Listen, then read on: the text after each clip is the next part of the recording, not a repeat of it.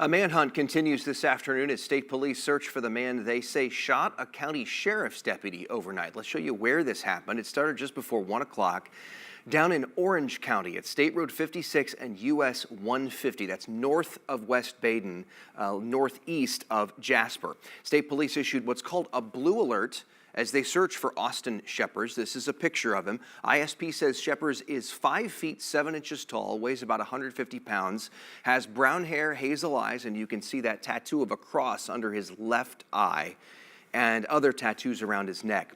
Troopers say Schepers is likely armed, and anyone who sees him should call 911 right away. The deputy who was injured was taken to a Louisville hospital. So far, no word on his condition.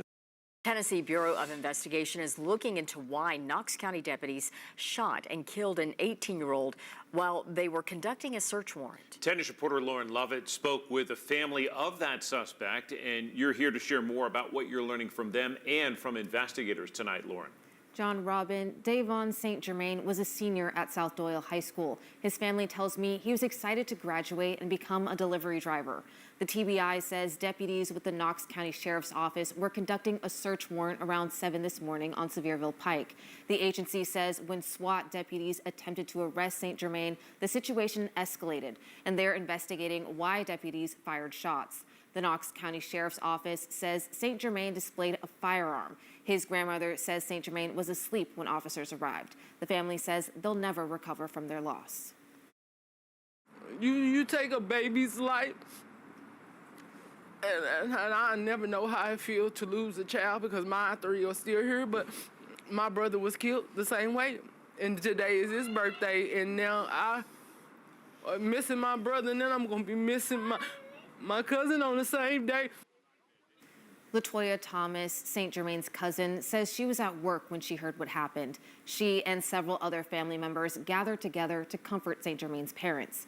Again, the TBI is investigating. They'll give their findings to the Knox County District Attorney, and she'll decide whether any of the deputies will face charges in the case. John?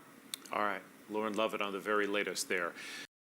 News out of Orlando. Thank you for joining us tonight. I'm Matt Austin. And I'm Lisa Bell. You're watching News 6 at 5. We are now learning police were called to a gas station on John Young Parkway just north of the 408 after getting reports of a man there with a gun. We're told police tried to de-escalate the situation and get him to put down the gun, but he did not comply. So officers opened fire. News 6's Laverne McGee is live from the gas station where this all went down today. And Laverne, police say the suspect is going to be okay.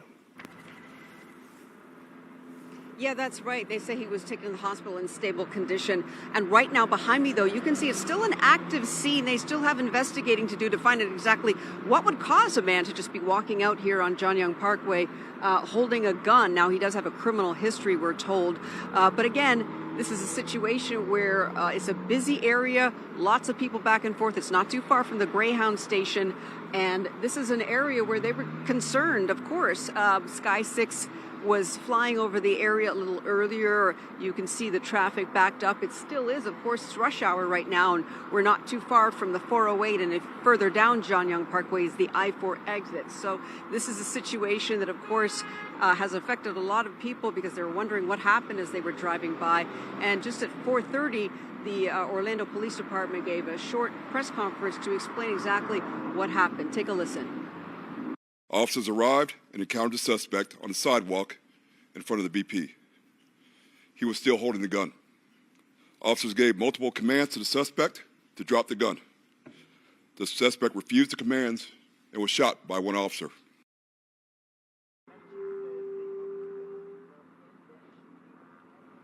Okay, so once again, you can see behind me, it is an active scene. So on one side of the street, it is closed off. The other side is open, but moving very slowly as people are crawling through this very busy intersection of Old Winter Garden and John Young Parkway as police continue to investigate exactly what happened here this afternoon. Once again, the suspect is in custody. He'll be facing charges. He's in stable condition. But again, the investigation continues.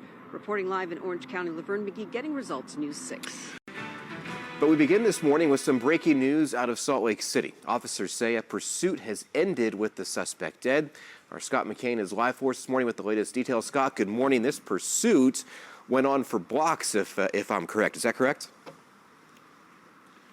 Yeah, good morning, John. We're talking about miles, actually. We're in Riverton because this all started several hours ago, just a little after midnight around 4100 South Redwood Road. And this was a situation where police were actively pursuing a suspect who at one point was allegedly firing rounds at them.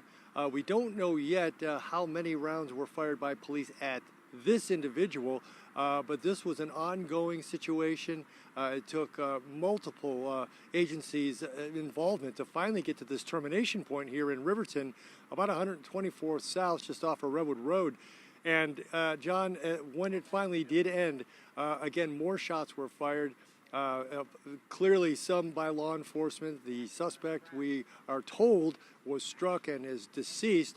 But now you've got, again, a half a dozen police agencies trying to, get this investigation going, figure out exactly what happened, who was involved. We've got the officer-involved protocol team here from the DA's office. So we're awaiting a press conference, and at some point we'll hopefully get some additional details. But just an incredibly scary situation. Because you've got this suspect fleeing at a high rate of speed throughout various parts of the Salt Lake Valley with these different agencies involved and multiple shots being fired. So at any point, anyone, innocent folks could have been involved.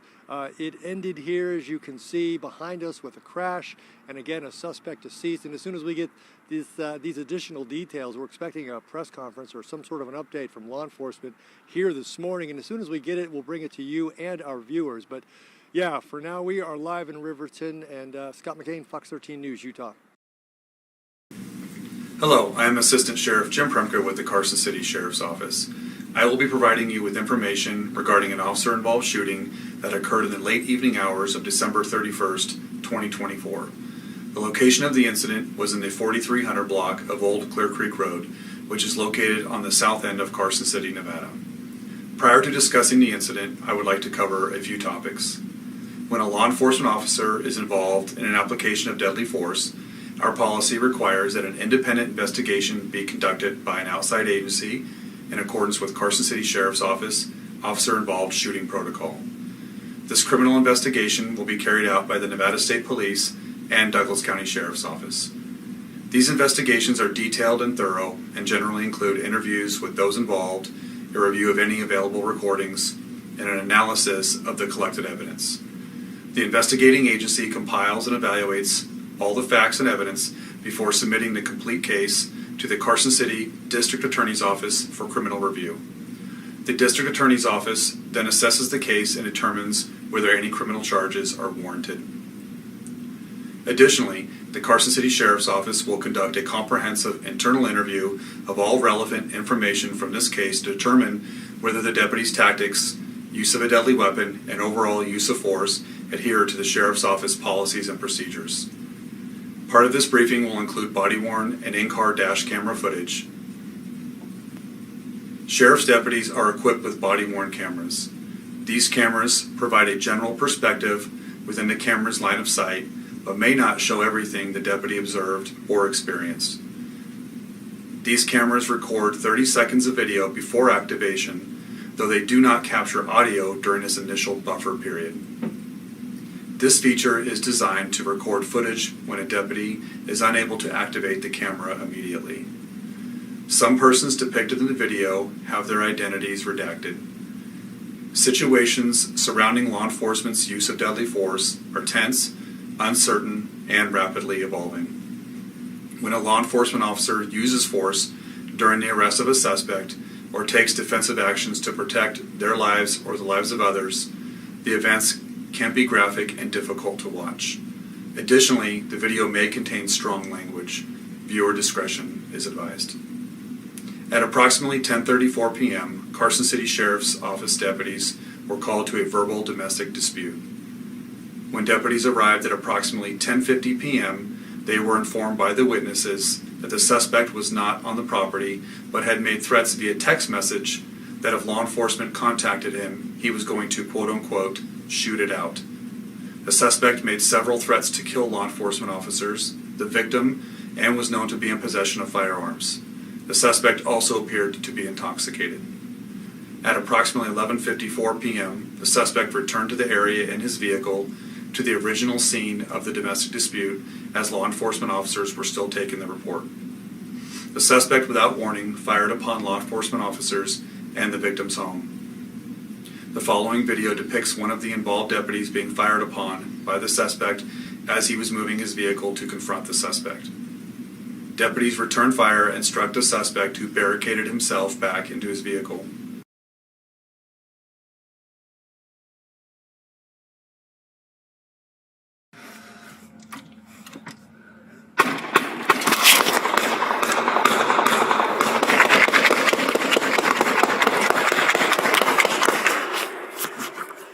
Shots fired, shots fired, shots fired.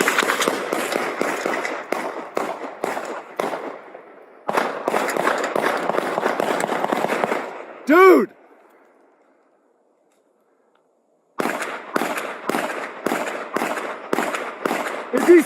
Sarge, is he still moving? I don't see movement. He just threw something out.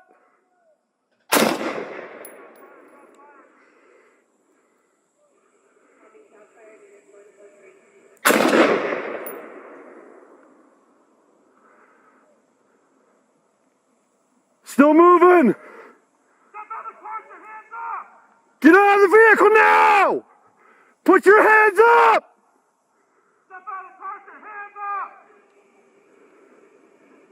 He's moving something around. Additional law enforcement and medical personnel responded to the area, including Douglas County Sheriff's Office, Washoe Tribal Police, Carson City Fire Department, and tactical paramedics. From 11:55 p.m. to 12:15 a.m., deputies attempted to negotiate with the suspect from a distance, but the barricaded suspect refused all instructions.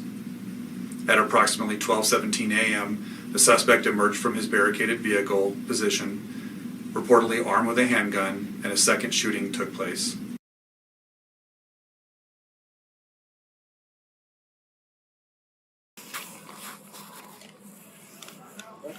Back out, sir. Michael, come to the front of your truck. We want to help you, man. 801 male subject's back out of the truck. Come to the front of your truck. Put your hands out, Michael. He has a gun. He has something in his left hand.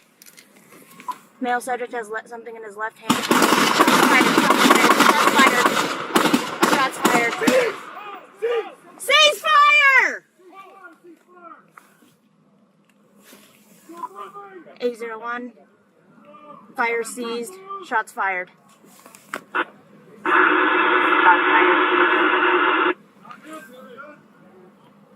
Tactical paramedics attempted to render immediate medical aid to the suspect, but determined he was dead at the scene. The suspect was armed with a 9mm handgun, which can be seen near the suspect's body as deputies approached and detained him.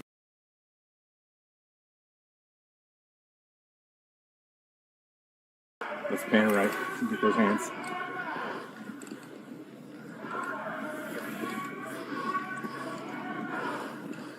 Gun.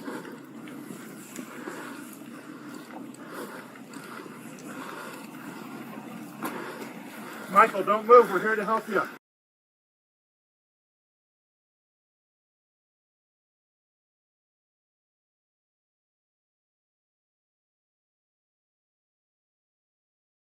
The suspect has been identified by the Carson City Coroner's Office as 64-year-old Carson resident Michael Bright. The suspect was released to the Carson City Coroner for transfer to the Washoe County Medical Examiner for an autopsy. Had the suspect survived the incident, he would have been charged with attempted murder on a protected person, assault with a deadly weapon on a protected person, unlawful discharge of a firearm, intoxicated person in possession of a firearm. 5 deputies and 2 sergeants were placed on standard administrative leave following the shooting per agency protocol. None of the officers were injured in the incident. The video footage provided here serves as a summary of events to keep you informed that the Carson City Sheriff's Office takes incidents of this nature very seriously and are handled accordingly. Information is subject to change as the investigation continues. For additional information about the Carson City Sheriff's Office and our policies, please visit www.carson.org.